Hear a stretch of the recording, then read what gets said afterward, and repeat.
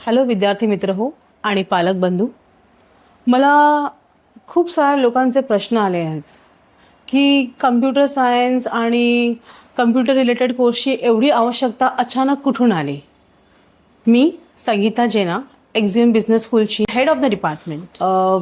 काही पॉईंट सांगण्याची इच्छा आहे माझी. ॲक्च्युली आधीच्या काळात टिपिकल कॉमर्स, सायन्स आणि आर्ट्स हे तीनच फील्ड होते. पण आता काळाच्या गरजेनुसार, 21व्या शतकाच्या गरजेनुसार प्रत्येकाला अपग्रेड करायची खरंच गरज आहे.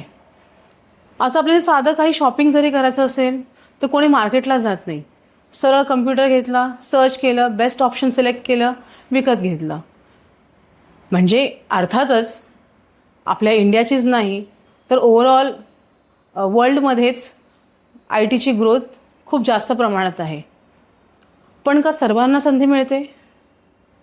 फक्त अशी संकल्पना आहे की ज्याने आय टी घेतलं आहे किंवा ज्याने 12वीत इंजिनिअरिंग केली आहे तोच फक्त कम्प्युटर्समध्ये प्रवेश घेऊ शकतो. पण तसं नाही. काही युनिव्हर्सिटीज जसं की तिलक महाराष्ट्र विद्यापीठ सर्वांना संधी देतो कम्प्युटर्स रिलेटेड कोर्समध्ये एंट्री करण्यासाठी.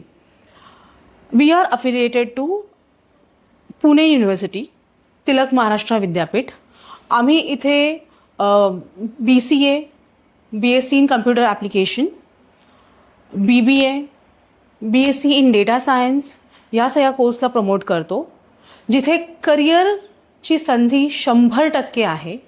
आणि ह्या कोर्समध्ये तुम्हाला एंटर करण्यासाठी कोणतीही एंट्रन्स एक्झाम किंवा सायन्स बॅकग्राऊंडमधूनच असलं पाहिजे अशी कोणतीही अट नाही आहे.